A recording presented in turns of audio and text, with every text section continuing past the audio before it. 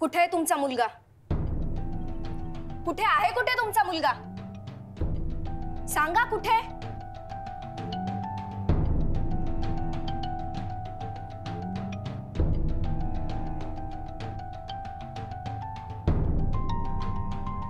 गप्प राहू नका, मला उत्तर हवंय. माझ्या आई वडिलांना घरी बोलावून सगळ्या गेस्ट समोर त्यांचा अपमान करायची हिम्मत कशी झाली त्याची? तुमचा मुलगा ऐन साखरपुड्यात सगळ्यांसमोर एवढा मोठा तमाशा करतो आणि तुम्ही पुतळ्यासारखे पाहत राहता. या भाषेत तू माझ्याशी बोलू शकत नाहीस हा आर्या. डोकं आणि जीभ दोन्हीवर ताबा ठेव. ओके, ठेवला. हा, आमचे न होऊ शकलेले पतिदेव प्रेम वेडे सारंगजी नगरकर कुठे ते समजेल का मला? तो मुक्ताला आणायला तिच्या गावी गेलाय.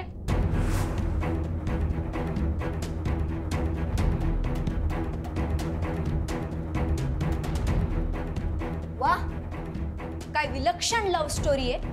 एका अतिश्रीमंत प्रतिष्ठित घरातील अमेरिका रिटर्न मुलगा का गरीब संबळ वाजवणाऱ्या मुलीच्या प्रेमात पडतो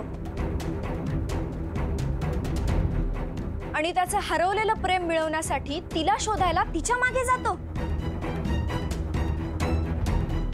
आणि दुसरीकडे त्या मुलाचे प्रतिष्ठित वडील दुसऱ्या मुलीला शब्द देतात की तूच या घराची सून हो.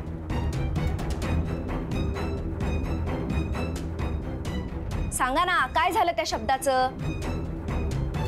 तुमचे पती महोदय नामवंत रावसाहेब नगरकरच म्हणाले होते की आर्याच या घराची सून होणार. म्हणाले होते, पण आता काय त्याचं? आणि समजा पुन्हा म्हणाले आणि त्याच वेळेस सारंग त्या मुक्ताला घेऊन दारात आला तर ती एकच वेळ व्हायला नको, म्हणजे झालं.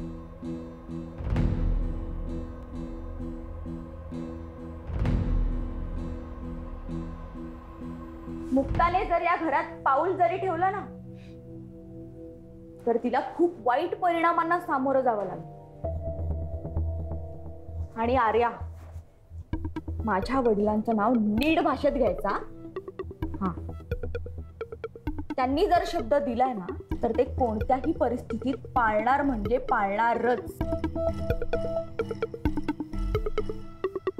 हो, मग आता शब्द नकोयत, कृती हवी आहे.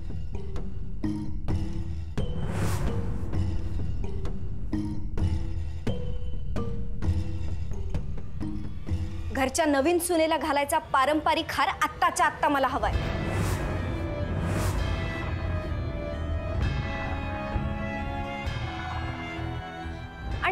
आणि तसाही तो मलाच मिळणार आहे ना. मग आता द्यायला काय हरकत आहे? ठीक आहे.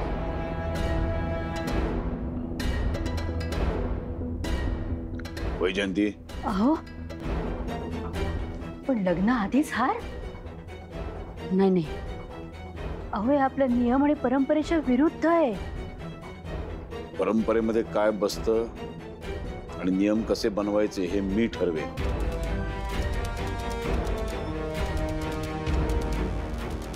कळलं?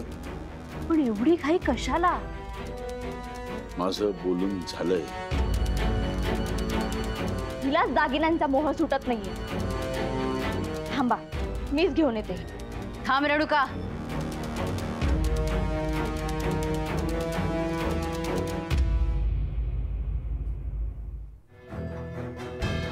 मला दागिन्यांचा मोह होतोय? मोह?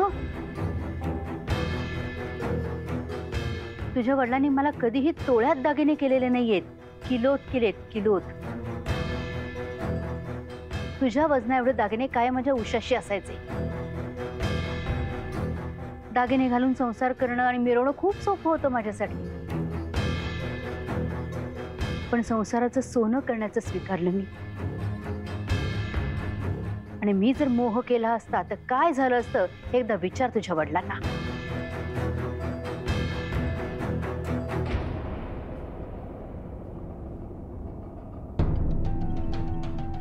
मला एवढंच म्हणायचंय, आधी आर्या लग्न करून सारंगची बायको म्हणून या घरात येऊ दे ना. तिने माप ओलांडलं ना की लगेच मी हा हार तिच्या गळ्यात घाली.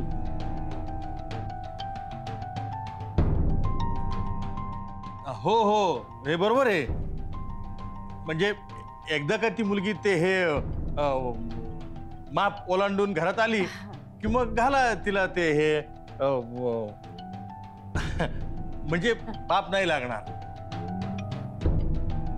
रेणुका, हार घेऊन ये.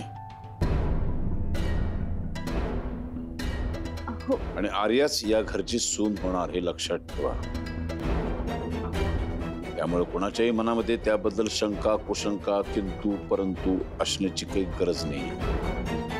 कळलं? अहो माझं एकदा ऐकून तर माझं बोलून झालंय.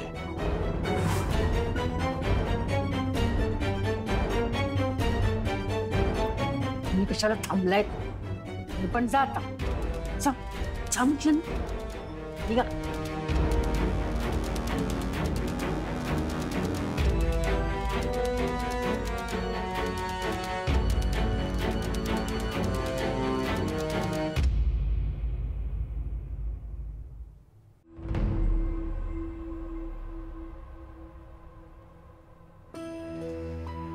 बरं वाटत आहे ना? काय रे ते असं मारायचं?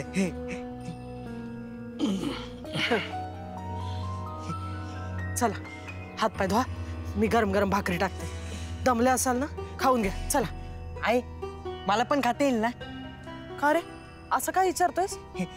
ते श्रीमंताचं जेवण खायची सवय लागली ना म्हणून.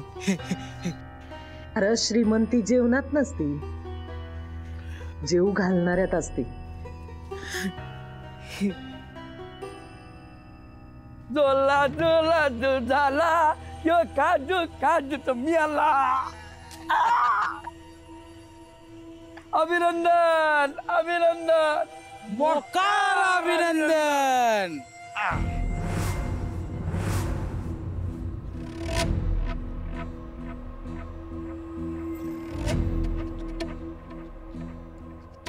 तुमचा मुर्दा बसवला तुमचा.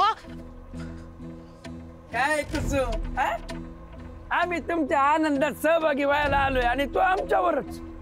लांडगं नवीन काहीतरी सोंग घेऊन आलेले दिसते. लांडग्यापर्यंत ठीक होत, पण सॉंग नाही घेतलं.